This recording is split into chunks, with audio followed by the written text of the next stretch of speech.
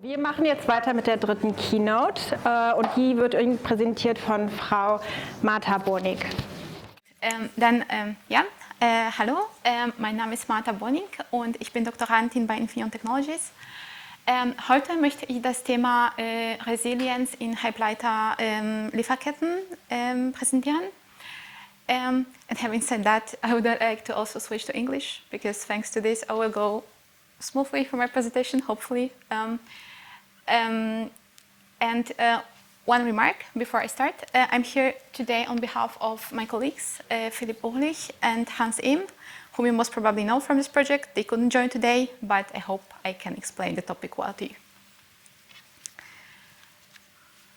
First, briefly, the agenda. I would like to cover four main topics in this presentation. First of all, I would like to give you a short overview on the semiconductor industry from the resilience topic perspective. Then I will present our first step solution for more resilient semiconductor supply chain.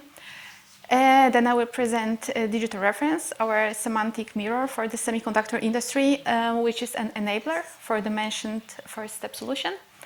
And then in the last step, I will present some practical applications of this digital reference model that we also hope can lead to more resilience in the semiconductor supply chain. Okay, to begin with, the semiconductor industry. So the industry provides all of us with very tiny products, the chips, which are present everywhere.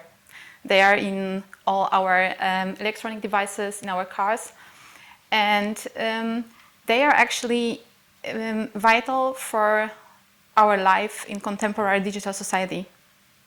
And therefore, the semiconductor market overall is constantly growing, and the perspective of its growth are quite well for the future.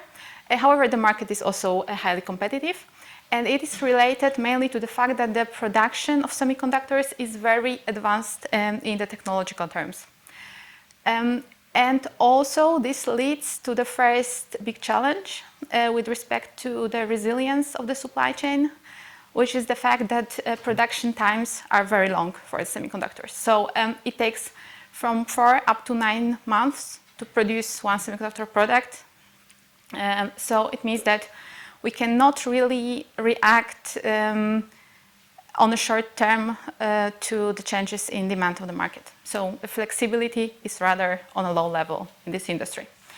Also, we cannot really produce products in parallel, so the production need to go step by step through all the layers of the products, which also reduces our flexibility here. And overall, to increase production, it's also quite difficult because building of the new fabs is very cost intensive. And on top of this, also this industry is especially prone to the bullwhip effect, which we consider one of the biggest challenges on our path to resilient supply chains. The bullwhip effect itself is a phenomenon in supply chains which can be observed in situations of disruptions, any disruptions in the world on the market. So the thing is then that the end customers normally start communicating some changes in their demand, but the signal that comes from the end customers differs significantly to what the manufacturer become at the end. So normally the information that comes to the manufacturers is much higher, which means that most probably huge adjustment in production need to be done, and it's not actually that true with respect to the entire situation in the market. And we see as the main enabler of the bullwhip effect in the semiconductor industry the fact that all the stakeholders throughout the supply chain, they normally communicate their tactical demand, which of course makes a lot of sense for all of the involved parties. Other than that, the problem is also that manufacturers normally opt for production just in time.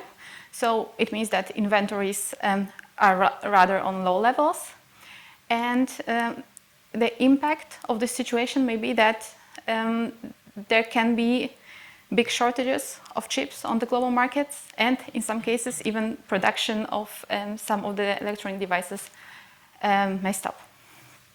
And last time we faced such a situation was in the year 2020, and it was caused mainly by the COVID-19 pandemic. But in fact, the background was a combination of different factors. So markets at the time became very turbulent, and also, of course, there were trade barriers because of the pandemic.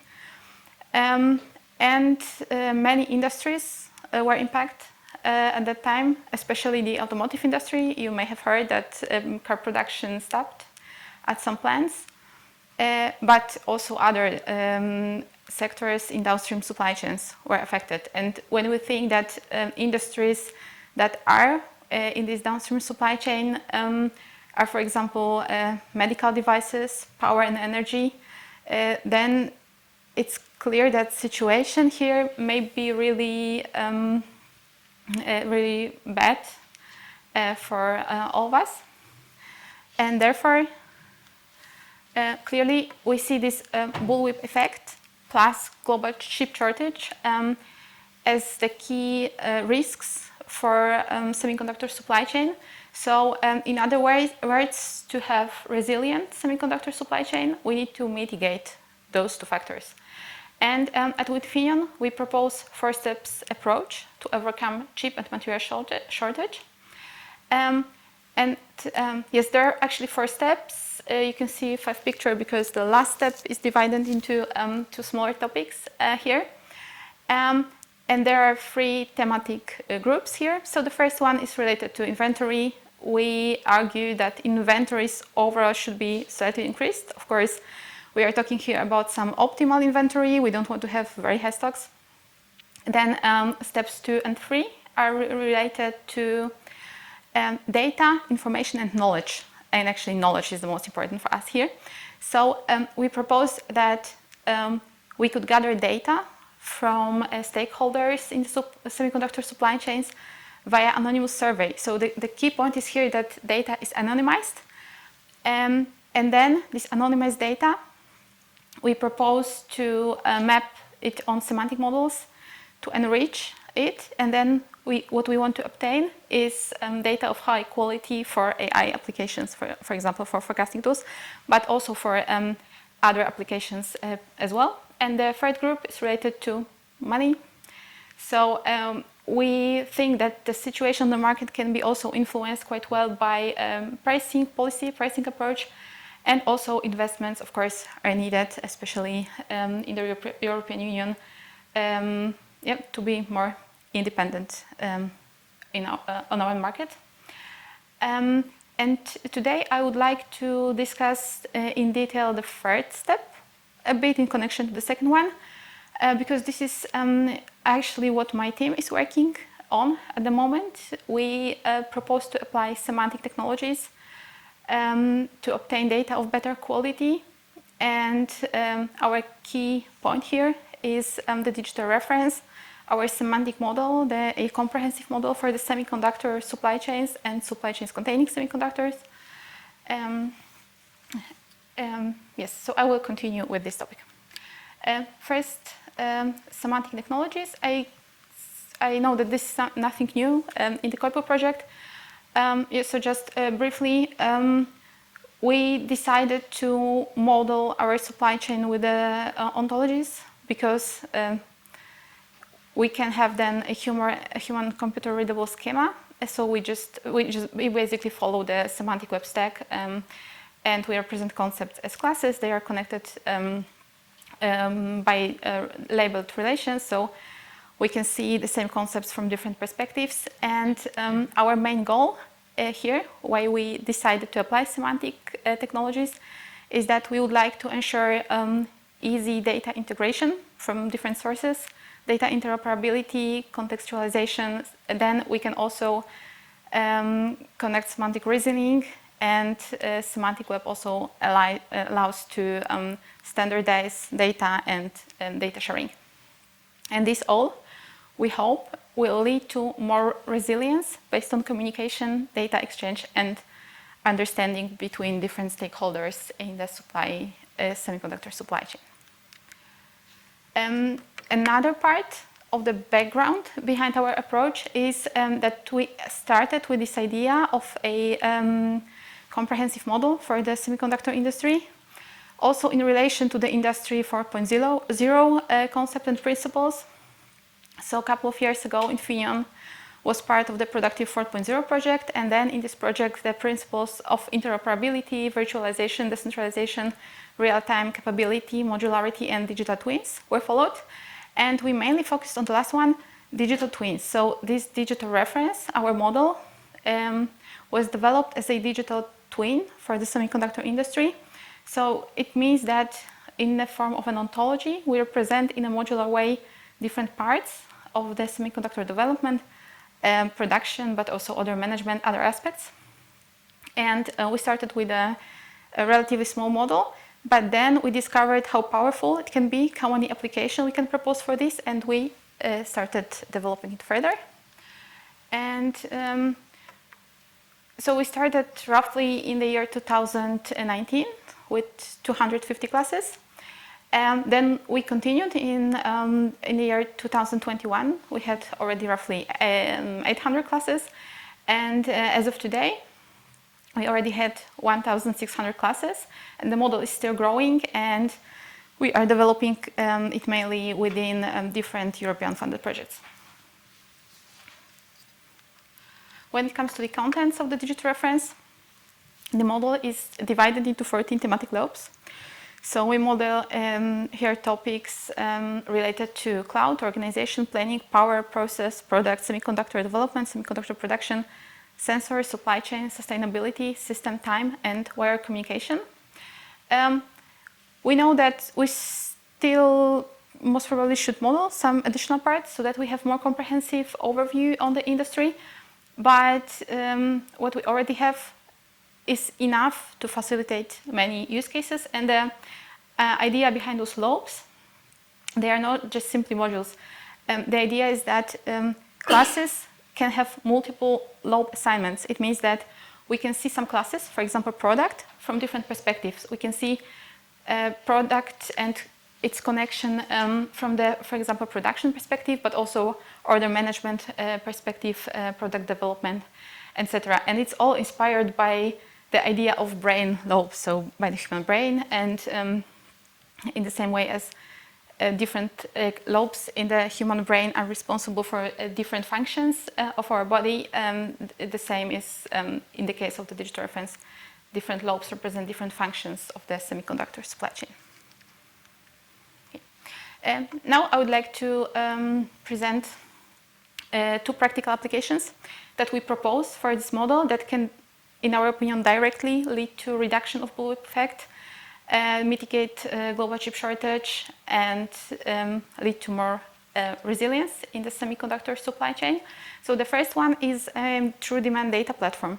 So we propose to gather data from all the stakeholders in the semiconductor supply chain and anonymize this data with multi-party computation so that companies are more willing to share their true demand data, not the strategic demand that more often leads to the bullwhip effect. Then the idea is that this anonymized data will be mapped on ontologies, and digital reference clearly will play here the key role. But for example, we also assume that for some particular smaller specific use cases, we can have some smaller knowledge graphs that can interoperate with the digital reference. And then data obtained in this way can be just downloaded from the platform and used by companies. For example, as an input for demand forecasting tools, but also it can be used for other semantic services. For example, for visualization, which can support decision making, for queries, in the future also semantic AI, explainable AI, and other applications. And the idea is also to have this survey conducted regularly, so we can always see the current situation on the semiconductor market. And also, we can also adjust this survey. The questions can differ depending on the situation of the market. Another application is open access platform, which is in a way similar to the previous one I presented, but this is more general. So it's not only for a specific type of data, but it's overall for data exchange between companies. And it should also allow to manage, maintain, and validate ontologies. Digital reference will be an underlying model here. Also, this platform will interoperate with the Rudiment platform, so we can exchange data on different topics between companies in a secure way. This is important, and also we propose within this project, Open Access Platform, to foster semantic technologies in this way that companies would be able, or just users, not necessarily companies, would be able to come not with ready ontologies for some specific small use cases, but just with conceptual models, the mind maps. And then this platform will automatically translate those models into ontologies, and then it will allow for data mapping, so we will obtain already a knowledge graph that can facilitate data exchange between multiple partners, but on similar topics.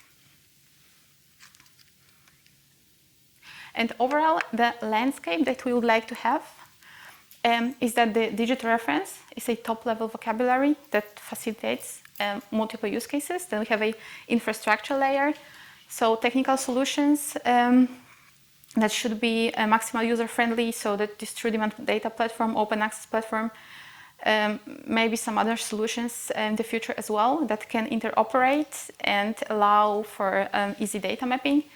And then the lower level are ontologies for specific use cases, or ontologies developed at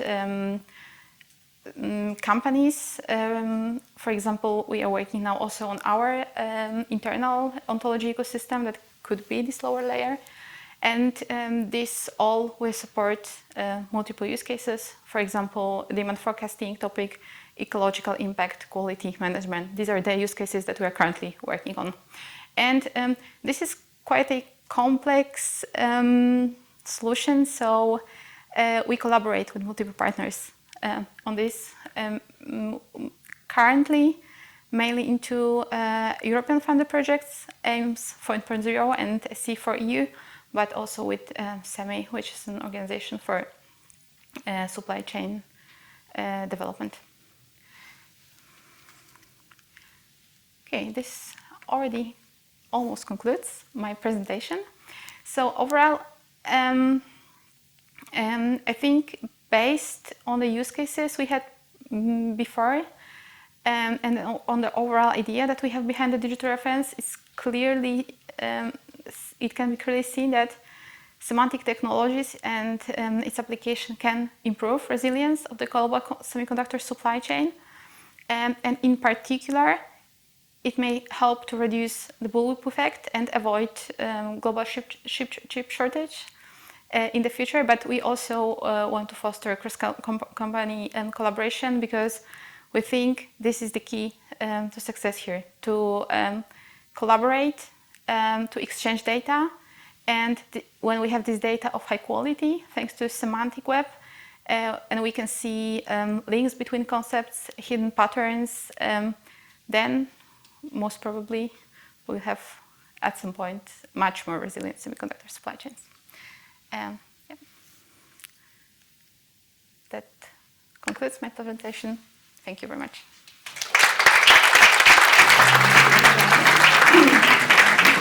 Für die vierte Keynote mit dem Titel KI und immaterialgüterrechtliche Herausforderungen am Beispiel ResKriVer bitte ich Herrn Alexander Wiesner-Lettenbauer. Ja, mein Name ist Alexander Wiesner-Lettenbauer. Ich bin wissenschaftlicher Mitarbeiter am Lehrstuhl für Recht und Sicherheit der Digitalisierung an der TU München sowie Mitarbeiter am Center for Digital Public Services. Und wir dürfen mit unserer Forschungsstelle unter der Leitung von Professor Dirk Heckmann die ich sage mal, rechtswissenschaftliche Begleitforschung zum Projekt ResKriVer machen, und zwar insbesondere zum datenrechtlichen und datenzugangsrechtlichen Teil dieser rechtswissenschaftlichen Forschung. Ich darf hier heute zu KI und immaterialgüterrecht sprechen. Das versetzt mich zum einen in die luxuriöse Lage, dass ich die datenschutzrechtlichen Probleme vollkommen ausklammern kann und tatsächlich auch nur Herausforderungen benennen muss und nicht unbedingt Lösungen liefern. Ich versuche natürlich trotzdem Lösungen zu liefern. Bei der Betrachtung des Immaterialgüterrechts im Zusammenhang mit KI möchte ich in diese drei Aspekte unterscheiden, nämlich einerseits den Schutz von KI-Erzeugnissen, den Schutz von KI-Systemen und den Schutz von KI-Trainingsdaten. Die ersten beiden Punkte möchte ich etwas schneller abfrühstücken und nur abstrakt darstellen. Hier möchte ich dann auch konkret auf unsere Forschung im Bereich ResKriVer eingehen. KI-Erzeugnisse, die Diskussion ist ja jetzt gerade im Hochschulbereich relativ vehement geführt, weil man eben auch um wissenschaftliche Integrität von generierten Texten und solchen Dingen fürchtet, so dass immer wieder die Frage gestellt wird, wie können denn so KI-Erzeugnisse überhaupt immaterialgüterrechtlich zu greifen sein. Und man kann einerseits ans Urheberrecht denken, das schützt persönliche geistige Schöpfungen, also irgendwie das Ergebnis eines Schaffensprozesses in einer wahrnehmbaren Formgestaltung. Die muss nicht körperlich sein, auch Musik hat eine wahrnehmbare Formgestaltung. Es braucht eine eigenschöpferische Prägung. Das ist der Begriff des Werks nach § 2 Absatz 2 Urhebergesetz. Damit werden geschützt grundsätzlich nur von Menschen geschaffene Werke. Also ein KI-generierter Text zum Beispiel, der kann nur urheberrechtlichen Schutz erlangen als das Werk des KI-Verwendenden und nicht als das Werk einer KI oder eines Computers. Das aber dann auch nur, wenn hinreichend bestimmt auf die konkrete Form des Erzeugnisses Einfluss genommen wurde durch die Prompts zum Beispiel. Man kann auch an patentrechtlichen Schutz von KI-Erzeugnissen denken. Da ist jetzt der Blick auf ChatGPT-Texte oder ähnliches nicht unbedingt naheliegend, aber auch in der Medizinforschung wird ja KI durchaus eingesetzt, um Lösungen für konkrete medizinische Probleme zu entwickeln. Patentierbar sind grundsätzlich Erfindungen auf allen Gebieten der Technik, sofern sie neu sind, auf einer erfinderischen Tätigkeit beruhen und gewerblich anwendbar sind. Und da sind wir dann im Grunde wieder bei einer ähnlichen Problematik wie beim Urheberrecht. Erfinderische Tätigkeit müsste wohl noch grundsätzlich als menschliche Tätigkeit angesehen werden. Der Anwender eines KI-Systems käme aber dann vielleicht als Erfinder in Betracht. Auch der Schutz von KI-Systemen als solchen ist immaterialgüterrechtlich gar nicht fest greifbar. Man kann auch hier wieder an patentrechtlichen Schutz denken. Erfinderische Tätigkeit. Hierbei ist zu beachten, dass das Patentrecht tatsächlich mathematische Methoden und Programme für Datenverarbeitungsanlagen vom patentrechtlichen Schutz ausschließt. Und gerade in mathematischen Methoden dürfte ganz oft der eigentliche Witz des KI-Systems stecken, nämlich die zugrunde liegenden, doch auch sehr komplexen Algorithmen. Man könnte über eine hinreichende Technizität vielleicht noch eine Patentfähigkeit als sogenannte computerimplementierte Erfindung erreichen. Technizität meint da in diesem Zusammenhang, dass eben ein technisches Problem mit technischen Mitteln gelöst wird. Das macht KI grundsätzlich schon. Man kann auch hier wieder an urheberrechtlichen Schutz denken, insbesondere an den Werkschutz als Computerprogramm. Also KI-Systeme sind ja meistens entweder in Computerprogrammen enthalten oder tatsächlich ordinäre Computerprogramme. Und dafür verleiht das Urheberrecht einen Schutz. Computerprogramme sind streng genommen Sprachwerke. Die Sprache ist dann eben nur keine menschliche, sondern Code, also Maschinensprache. Offen bleiben dann natürlich noch wiederum mathematische Beschreibungen. Also hier sind die Ausnahmen des 69a Absatz 2 Satz 2 Urhebergesetz zu berücksichtigen, der grundsätzlich Ideen und Konzepte nicht schützt. Das bedeutet, auch hier könnten Algorithmen nicht Teil, oder unter Umständen werden die Algorithmen damit auch nicht Teil des urheberrechtlichen Schutzes. Und schließlich ist noch an das Leistungsschutzrecht für Datenbanken zu denken. Das ist kein originäres Urheberrecht, aber eben ein Leistungsschutzrecht, ein urheberrechtlich verwandtes Recht, das den Hersteller von Datenbanken schützt, wenn er erhebliche Investitionen in die Herstellung der Datenbank geleistet hat.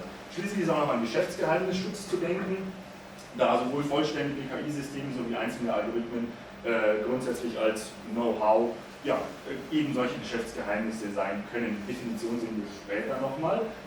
Jetzt darf ich auch schon zum eigentlichen Kern kommen, nämlich zum immaterialgüterrechtlichen Schutz von KI-Trainingsdaten. Ich habe jetzt hier mal das Beispiel der Lieferketteninformationen herausgegriffen, einer unserer Untersuchungsgegenstände im Projekt ResKriVer. Wir wollten uns ansehen, wie kommen wir wie kann man rechtlich möglichst umfassenden Zugang zu konkreten Lieferketteninformationen bekommen. Zunächst mussten wir uns natürlich mit einer Definition einer Lieferketteninformation auseinandersetzen. Das Gesetz hält eine solche nicht bereit, aber mit dem Lieferketten-Sorgfaltspflichtengesetz haben wir zumindest eine Legaldefinition einer Lieferkette, die ich kurz vortragen darf. Eine Lieferkette sind alle Schritte im In- und Ausland, die zur Herstellung der Produkte und zur Erbringung der Dienstleistungen erforderlich sind, angefangen von der Gewinnung der Rohstoffe bis zur Lieferung an den Endkunden und erfasst das Handeln eines Unternehmens im eigenen Geschäftsbereich und das Handeln der unmittelbaren sowie mittelbaren Zulieferer. Das ist eine denkbar weite Definition der Lieferkette, die nämlich tatsächlich kaum weiter gefasst sein könnte.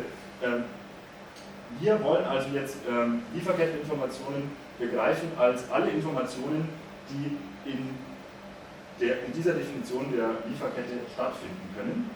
Also umfasst sind damit Struktur-, Stamm- und Belegungsdaten.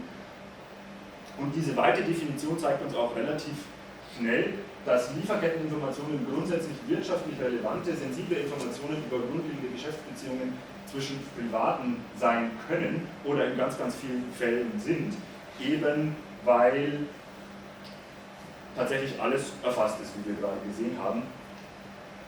Also alle Schritte im In- und Ausland.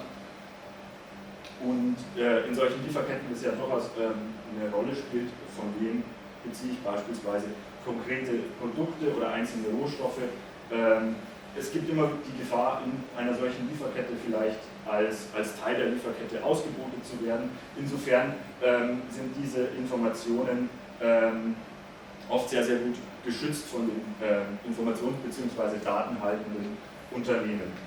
Jetzt gilt es natürlich, diese Lieferketteninformationen wiederum als Trainingsmaterial für ein KI-Modell rechtlich einzuordnen, an dieser Stelle immaterialgüterrechtlich. Wir können jetzt hier wieder an Werkschutz nach dem Urhebergesetz denken.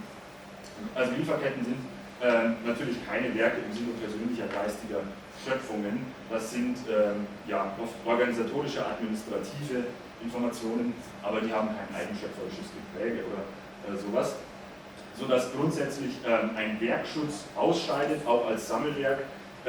Denkbar ist aber durchaus ein Leistungsschutzrecht für Datenbanken, das hatten wir vorher auch schon mal kurz gesehen. Hier geht es nicht um eine persönliche geistige Schöpfung, sondern um eine wesentliche Investition, die erforderlich ist, um eine solche Datenbank herzustellen. Das dürfte bei den meisten Lieferketteninformationen gar nicht unbedingt der Fall sein, weil die ohnehin vorliegen, da ja die Lieferketten tatsächlich ganz elementar sind für die Abwicklung der Geschäfte eines Unternehmens in seinem Geschäftsbereich. Patentrechtlicher Schutz ist ja auch relativ fernliegend. Erfindungen sind, wie wir vorher schon gesehen haben, etwas anderes und das Patentrecht schließt auch die Wiedergabe von Informationen ganz eindeutig und ausdrücklich vom patentrechtlichen Schutz aus.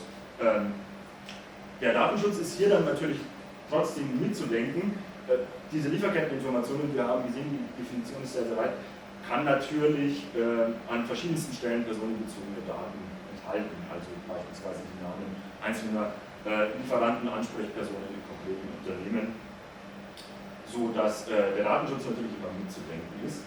Aber wir haben ein, ich würde mal sagen, zentrales Schutzinstitut, unter das die Lieferketteninformationen regelmäßig fallen dürften, nämlich der Geschäftsgeheimnisschutz. Nach § 2 Nummer 1 Geschäftsgeheimnisschutzgesetz sind solche Geheimnisse eine Information, die weder insgesamt noch in der genauen Anordnung und Zusammensetzung ihrer Bestandteile den Personen in den Kreisen, die üblicherweise mit dieser Art von Informationen umgehen, allgemein bekannt oder ohne weiteres zugänglich ist und daher von wirtschaftlichem Wert ist und die Gegenstand von den Umständen nach angemessenen Geheimhaltungsmaßnahmen mit dem rechtmäßigen Inhaber ist und bei der ein berechtigtes Interesse an der Geheimhaltung besteht. Diese 3 Merkmale dürfen wir in aller Regel für Lieferketteninformationen bejahen. Die Informationen sind weder der kompletten Branche noch der Allgemeinheit bekannt, dann sind sie auch Gegenstand von angemessenen Geheimhaltungsmaßnahmen. Was jetzt im Einzelfall angemessen ist, lässt sich jetzt gar nicht ohne weiteres sagen, aber es gibt natürlich Schutzmaßnahmen wie, also rechtliche Schutzmaßnahmen wie Geheimhaltungsvereinbarungen, Non-Disclosure Agreements oder aber auch technisch-organisatorische Maßnahmen wie die Verschlüsselung oder sichere Speicherung von entsprechenden Informationen, aber auch ganz einfache tatsächliche Maßnahmen wie das Wegsperren von Listen in einem Aktenschrank. Und ein berechtigtes Interesse an der Geheimhaltung dürfte sich hier auch regelmäßig bejahen lassen. Die Unternehmen, die eine komplexe Lieferkette unter sich haben oder im eigenen Geschäftsbereich betreiben, die möchten diese Informationen in aller Regel nicht an Konkurrenten oder sonstige Dritte herausgeben, einfach um nicht vielleicht bei der einen oder anderen Stelle ausgebeutet zu werden. Das ist also diese Grundproblematik, mit der wir umgehen müssen. Die Lieferketteninformationen sind regelmäßig Geschäftsgeheimnisse. Es gibt auch Rechtsprechung, die beispielsweise Kundenlisten, aber eben auch konkrete Lieferketteninformationen dem Geschäftsgeheimnisschutz unterwirft. Das heißt, wir müssen den Geschäftsgeheimnisschutz grundsätzlich immer mitdenken, wenn wir solche Informationen verarbeiten möchten oder überhaupt an solche Informationen rankommen möchten. Das ist tatsächlich natürlich ein großes Problem. Deswegen möchte ich jetzt an dieser Stelle noch einen kurzen Ausblick wagen auf eine vielleicht ganz gute Gelegenheit, doch an solche Informationen ranzukommen. Vorab noch kurz, der Geschäftsgeheimnisschutz ist natürlich nicht unüberwindbar. Also öffentlich-rechtliche Vorschriften, die etwa die Nutzung oder Offenlegung von Geschäftsgeheimnissen vorsehen, gehen den Geschäftsgeheimnisschutz vor. Und der Geschäftsgeheimnisschutz ist tatsächlich auch nicht abwägungsfest. Das heißt, wenn die Nutzung oder Offenlegung des Geschäftsgeheimnisses dem Schutz eines berechtigten Interesses dient, dann sind diese Verbotsnormen des Geschäftsgeheimnisschutzgesetzes nicht anwendbar. Hier muss dann natürlich aber eine Abwägung der gegenüberstehenden Interessen getroffen werden. Gefahrenabwehr oder Resilienzvorsorge könnten hier durchaus als berechtigtes Interesse in Frage kommen. Was nicht zu vergessen ist, die Unternehmen, die solche Lieferketteninformationen als Geschäftsgeheimnisse halten, können natürlich rechtsgeschäftlich frei über diese Informationen verfügen und dann unter Umständen auch mit Geheimhaltungsvereinbarungen versehen durch vertragliche Vereinbarungen weitergeben. Wir haben uns in unserer Forschung auch angesehen, wie man vielleicht über das Lieferketten-Sorgfaltspflichtengesetz an Lieferketteninformationen rankommt. Dort sind aber die Berichtspflichten tatsächlich an vielen Stellen nicht tiefgehend genug, um konkrete Lieferkettenbeziehungen nachvollziehen zu können. Und deswegen möchte ich jetzt noch einen kurzen Exkurs wagen auf eine weitere Möglichkeit, an solche Informationen zu kommen, nämlich der Data Act der Europäischen Union, der grundsätzlich den Zugang zu Daten regelt. Im Grunde keine immaterialgüterrechtliche Regelung ist, aber das Immaterialgüterrecht natürlich an ganz, ganz vielen Punkten berührt und schneidet. Mir liegt der Data Act mittlerweile in der Fassung der ersten Lesung vom 9. November 2023 im Europäischen Parlament vor. Da hat sich über die letzten Monate doch nochmal einiges getan. Gegenstand der Kernverpflichtungen des Data Act ist die Bereitstellung von Produktdaten und verbundenen Dienstdaten für den Nutzer des vernetzten Produkts oder verbundenen Dienstes. Das sind im Grunde zunächst mal nur IoT, also Internet of Things Daten, solche Daten, die eben von solchen Gegenständen des Internets der Dinge generiert werden. Das sind aber nicht nur Verbraucherprodukte, das können natürlich auch IoT-Anwendungen in der Industrie oder beispielsweise der Landwirtschaft sein. Das Problem ist hier tatsächlich aber erstmal nur der Zugang für Nutzer. Ein weiteres großes Problem ist das Verhältnis zum Geschäftsgeheimnisschutz, zum Datenschutzrecht und zum Wettbewerbsrecht. Da spricht der Data Act alles an, aber dort wird es meiner Meinung nach in der Praxis große Schwierigkeiten geben, da ein kohärentes System zu schaffen. Ein tatsächliches Problem könnte auch sein, dass Vorsorge und präventives Handeln aufgrund der Datenherausgabepflicht, die wir in Artikel 14 Data Act haben, nämlich die Herausgabepflicht bei Exceptional Need, also außergewöhnlicher Notwendigkeit, vielleicht präventives Handeln gar nicht mehr möglich macht, weil Daten eben dann erst im Falle eines Exceptional Need, einer außergewöhnlichen Notwendigkeit herausgegeben werden müssen. Und dann ist es vielleicht einfach schlichtweg zu spät. Wenn dieser Exceptional Need, also beispielsweise die Krisensituation eintritt, dann ist man definitiv nicht mehr bei der Vorsorge, sondern eher bei der Bewältigung und Nachsorge. Damit wäre ich mit meiner kurzen Einordnung am Ende und bedanke mich für die Aufmerksamkeit.